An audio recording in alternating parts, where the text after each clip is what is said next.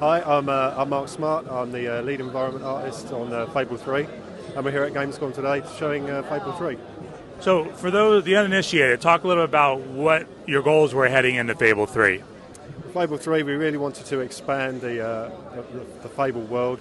We really wanted to push on the narrative, the emotion, the storylines within the Fable world.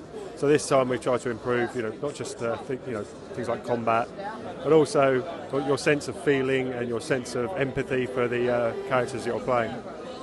So how do you do that? Talk a little about how you bring empathy and feeling to these virtual characters. This time we've hopefully we've written it a lot better. The characters are much more well-rounded. The hero has a lot of difficult decisions to make, and I think people will find some of those decisions quite hard to take. They've really got to get inside the mind of what's going on inside the hero's world. Can you give us an example of something that someone will have to make a decision about? There's many sort of forms of those decisions. I mean, there's later on there's the ruling aspects of the game where you would decide whether to either raise taxes, lower taxes, change whole environments. So there's some quite difficult decisions. There's very early on there's some quite difficult decisions to make as well. But I don't really want to go into too much without spoilers. But there's a lot of difficult decisions to be made, and as you go through with your character, you realise that when you make decisions, you sometimes make a decision that may on the surface look bad, and in fact you're doing it for a greater good. And when it comes to technology and the advances that have happened over the years, how has that helped you guys tell this new story?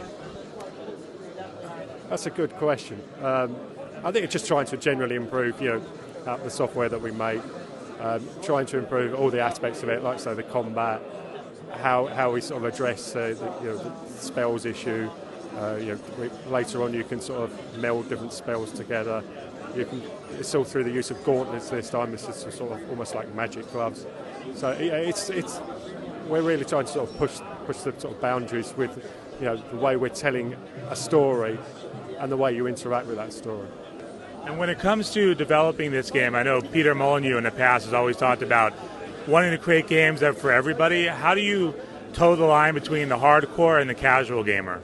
That's a very difficult line to tread. Certainly we've sort of aimed towards more action-adventure in this side of things. There's still those elements of the RPG there, but we've tried to sort of meld that into a much more accessible package. It's certainly the way the combat works. It's a lot more fluid and intuitive this time. So, we're really trying to sort of appeal to a sort of greater audience by not it's no great lists and power-ups. It's very clean. You use your sanctuary, which was where you change all your appearance, the weapons that you choose, the spell weaving. So we tried to sort of present it sort of down so it's just a lot more open for everybody. What's the new improvement in this game that really stands out to you as being something innovative? I think this time is the way that I think you sort of talked about it earlier, is the way that we've kept a sort of narrative going and a really strong story, and yet you still don't feel enclosed by that story. That it's a lot more broader, and you get to see two sides to everything as you progress through the story. And when it comes to that story, give us a gist of what's going on in this world. Basically, it's 50 years on from the last Fable. You're either the brother or the sister of the king at the time, and he on the face of it looks a pretty tyrannical ruler. So it's how you progress from there. Is Albion not only looking at a sort of almost like an industrial revolution as it's expanding, but is there going to be another revolution within the Fable sort of story? And how big a span of time will you take these characters through? It's not a long period of time, so you don't actually grow old in this one. So you're taking it through. So it's a fairly sort of short, continuous storyline. You guys felt like you did that the last time. You want to do something different? Yeah, to a certain degree, and I think this helps to sort of ground it a little bit more, and it just sort of fleshes out the story, so you can get attached to somebody. You can get attached to either your male or female character as you're going along. Now, one of the things Peter Molyneux has also always talked about was having that Citizen Kane experience where you actually feel an emotional connection to the characters. Can you talk a little about how you guys are attempting to do that with this game? I think certainly in this game, I mean, certainly the writing and the cutscenes, you will get points where you think, oh, did I make the right decision there, or have I really got to make the decision? It's that sort of moment where you think, oh, I do have to make a tough decision here. It's not just a sort of moral decision of, shall I nick those apples or something like that. They're big decisions to be made, and I think the way that we've combined the writing this time has really pushed that on. And also the characters that are around the hero as well have a deep impact on you.